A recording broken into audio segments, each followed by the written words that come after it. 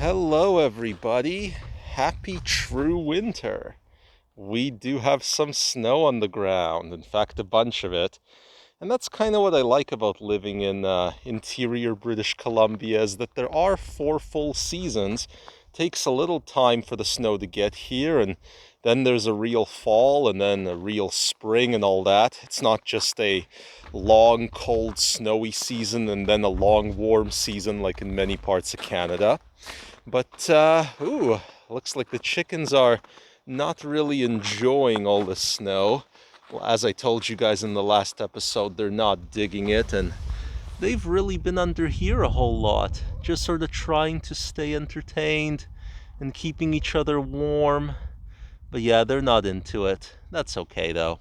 Some of you all might be wondering what's my obsession with the chickens in the chicken coop lately, and one of the reasons is that I'm actually planning to build these coops and deliver them throughout the British Columbia region, which doesn't really impact most of you watching, but I thought that might be a neat business concept because it's easy to do. It just takes a little bit of resources as far as having a place to construct the thing and deliver it. And plus, it helps people, live more sustainably and disconnect from the traditional food system, which I like. Plus, I figure with inflation going nuts, a lot of folks will eventually realize the utility of having their own chickens. And I plan on building them over in that garage. But yeah, that's why I've been kind of out here a lot and trying to learn what chickens need so I can build a proper coop for them. But let me turn the camera around here and probably go somewhere a little bit more shaded because I did want to show you guys something nifty. There you all are. Hope you're doing well.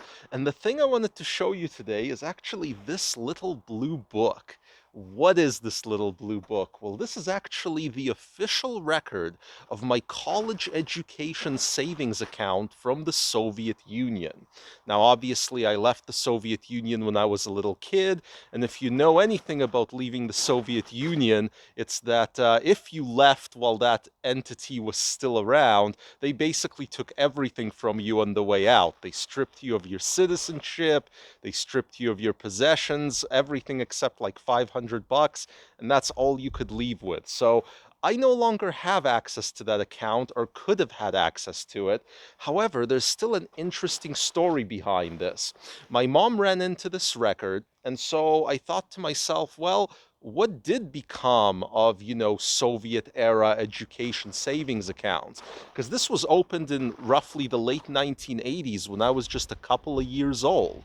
And shortly thereafter, obviously, the Soviet Union collapsed. So I looked into that question, and as it turned out, if you opened up one of these accounts, which was supposed to come with an annual roughly 4% interest rate, you would have discovered that, in fact, after the Soviet Union caved in, your account either disappeared or money went missing from it, or the interest rate went down to practically zero, or whatever there was in there was rendered completely useless by hyperinflationary forces. So basically, long story short, the story of these accounts is that you shouldn't trust the centralization of governments, and anybody who opened one sort of got screwed. And by the way, my grandfather put 1,000 rubles into this, which is roughly the amount back then that would cost to rent a one-bedroom apartment for a month.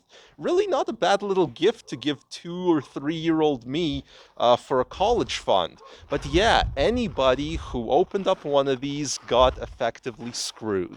So there you go, guys. It's a real argument for decentralization and against giving government, control of any of your finances.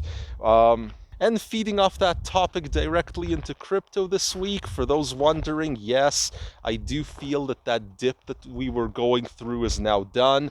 I've made my buys a couple days ago, and certainly there won't be confirmation that the dip is over until Bitcoin gets back above 53,000. That's for the cautious folks. But for myself, I was comfortable going in because I think that was a hell of a dip and we've already sort of bottomed out. So there you go, guys. I just wanted to show you this because I thought that it was an interesting story that paints a picture about where your trust should lie when it comes to finances. So, hope that this was useful to you. If it was, subscribe, hit that like button, and we'll see you back here next time.